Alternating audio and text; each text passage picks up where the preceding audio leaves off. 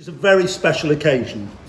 I don't think the museum has ever been the venue for a book launch before, so I feel honoured that when Matilda approached me with a suggestion some months ago, I was only too pleased to help by offering the museum as a suitable launch pad. And why not? Alfred Wallis is indeed one of the best known historical characters of St Ives, and the museum holds his harmonium that had spent much of its life in the cottage at Back Road West as part of our collection. I first became aware of Matilda some 3.5 years ago when I received a request that there was a lady who wanted to look at the museum's collection of poor rate registers in search of information for a book that she was writing. Of course, the museum was only too happy to help, and I duly met Matilda, and during the course of our ensuing discussion, I secured a new volunteer to help out on the front desk. This naturally led to subsequent discussions, and when I asked her the question as to what she had done before she started researching this book that she was writing, her response was both modest and enlightening when she informed me that her last posting was as assistant curator at the Museum of the UNESCO World Heritage Site at Avebury in Wiltshire. Quite right with that champagne. So my reaction was to invite Matilda to join the museum management team as our collection consultant. And I have to say I've been very grateful for her professional support over the last 3 years. I know this book has been a labour of love for Matilda, and it has taken her 8 years. But having read it, I can assure you all that it is an exceptional work of research covering Alfred's life in much detail that was previously unknown, and yet it remains a free-flowing, enjoyable read.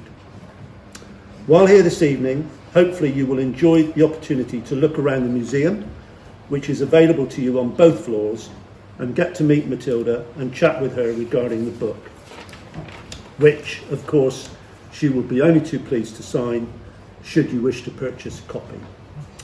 Now, before further ado, I'm pleased to hand you over to Alfred Wallis's step-great-great-grandson, Mr. Tony Farrell. I can remember coming into the museum to do one of my stints on the reception desk probably 12 months exactly ago, and I was met by Andy, who said to me that there was someone who was very keen to speak to me. Now, when you're a Farrell from St Ives, that's not always good news.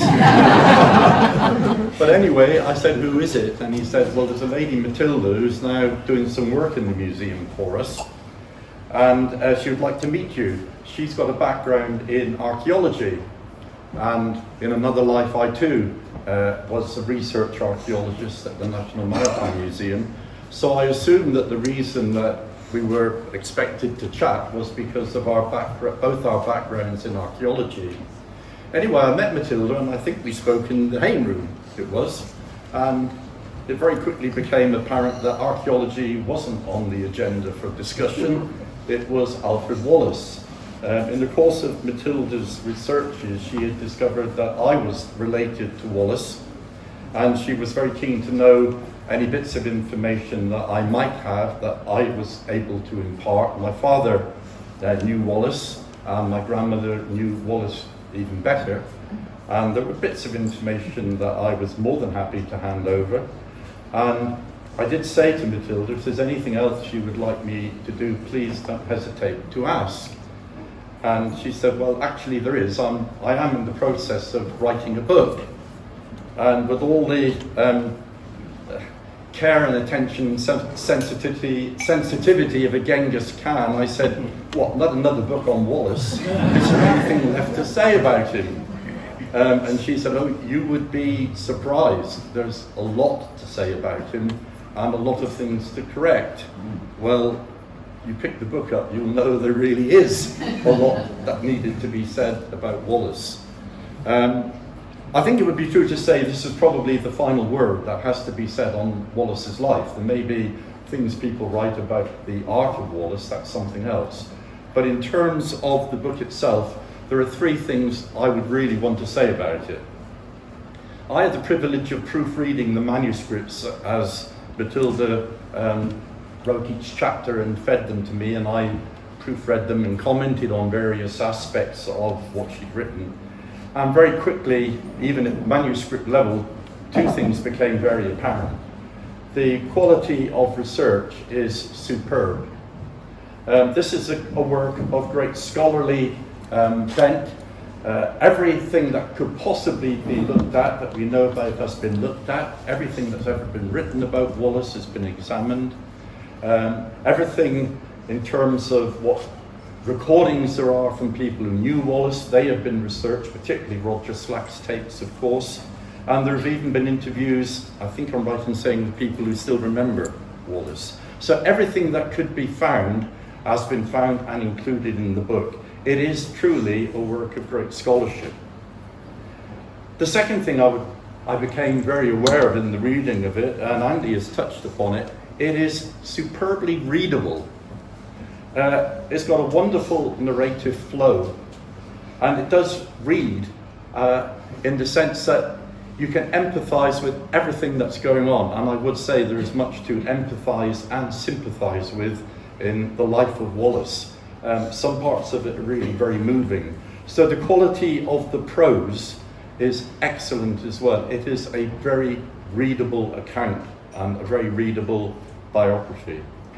And the third point I would like to mention, and I obviously wasn't aware of this at manuscript level, was when the book actually came out, and here it is, I was really very, very impressed by the quality of the production, Matilda.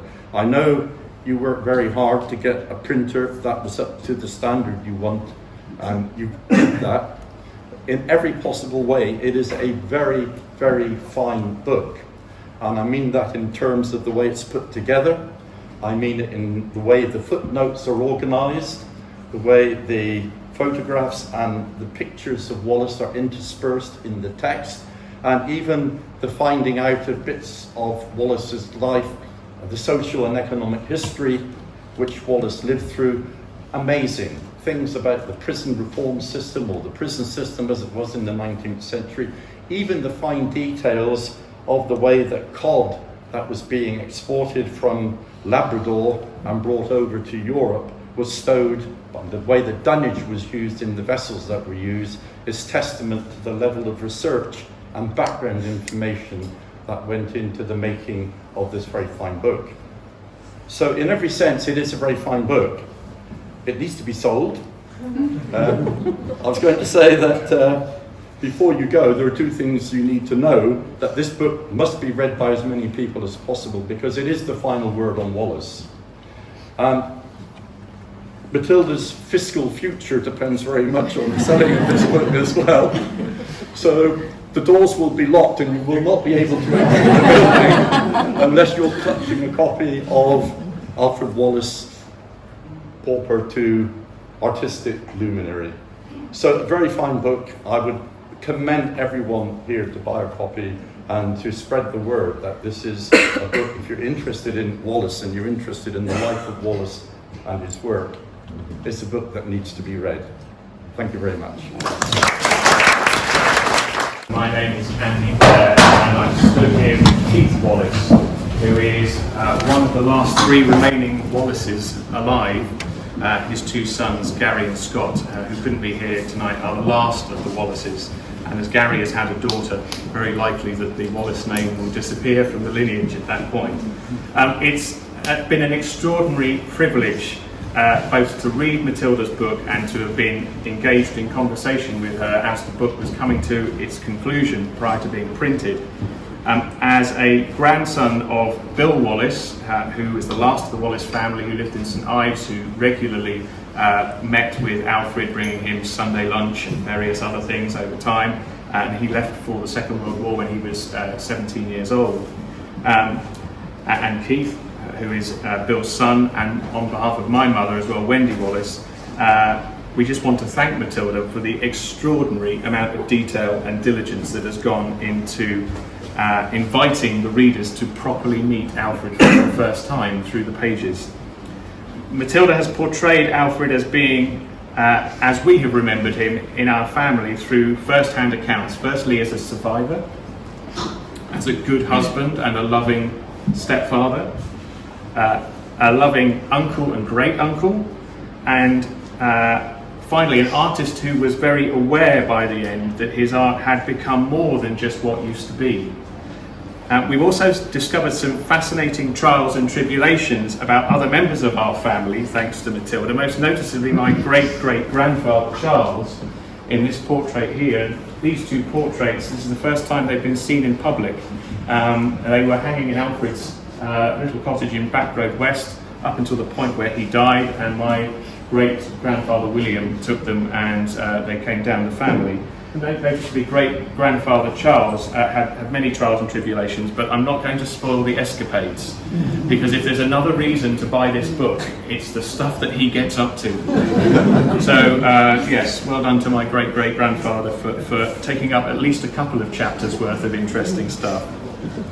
I think this book builds on the narratives of the likes of Sven Berlin and Marion Wybrow, and latterly a friend of mine, Robert Jones, whose book drew from his experiences as a fisherman and established the unequivocal evidence that Wallis went to sea and was both artist and mariner, which was so conflicted for some time as to whether he had ever been to sea. He definitely did. If you ask anybody who's in the family, they know that he did. And our friend Colette here is wearing a bracelet that came back from Labrador and was worn by his wife. So I'm pretty sure he did. Matthew Gale's book, which was published by the Tate, began with the notion that until he began to paint, Alfred's life was unremarkable for a man of his time. In some respects, he said, it's remarkable that so much is known about Wallis's life, though admittedly there are long periods for which the details are scant or subject to conflicting claims. Matilda's biography fills those gaps, and readers will draw a new conclusion that much of what Alfred endured can be considered truly remarkable, and testament to the grit and collective endeavour of generations of Cornish families that lived through the Industrial Revolution and into the interwar period. This is the book that my grandfather Bill had always wished to be written. I'm very glad that interviews with him were able to contribute to the body of research undertaken for this publication, though deeply sad he never got to read it. At least we did. Yeah. So on behalf of the extended Wallis family and with gratitude to the extended Ward family, I congratulate Matilda on authoring a truly wonderful and enlightening book.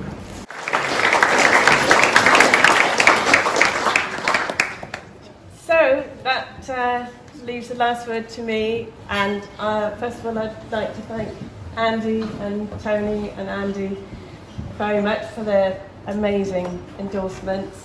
I'd like to thank Keith very much for bringing these fabulous portraits that I'm thrilled to see. I think they're absolutely wonderful.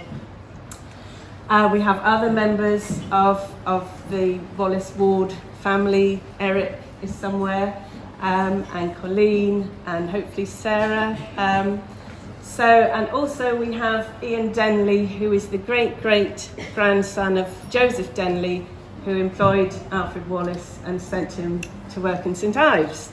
So Ian is over there. And it's great to have so many relations to the people who are in the book.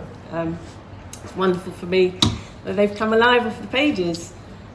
The book, I grew up in an artistic family, and Wallis's paintings were topics of conversation. My grandmother had one which was wonderful. I was very lucky to grow up with this beautiful Wallis painting, which we all love very much.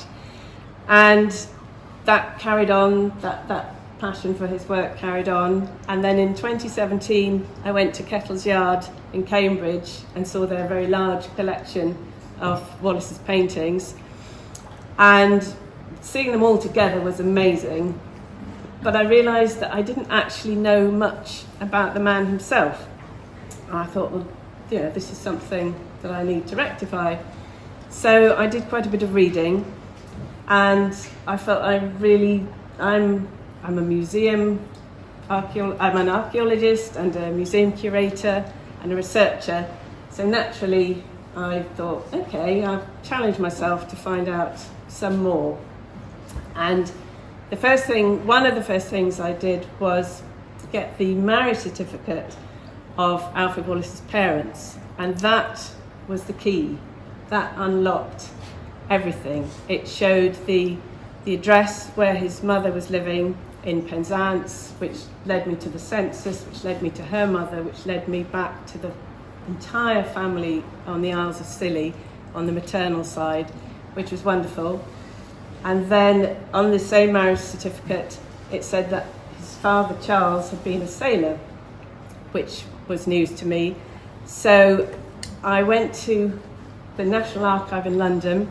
I spent a day looking through very old and dusty ship's crew lists from the 1840s, and I was able to find his father's name, the ship he was on, his uncle, his maternal uncles, 3 of them, John, Thomas and Abraham, and the ships they were on, how that linked with Charles Wallis. And got home and thought, right, I'm going to write a biography. I'm going to find all these details, and that's what I've done. And 8 years later, here we all are, and I'm absolutely thrilled, and thank you all for coming and helping me celebrate this occasion. So thank you very much.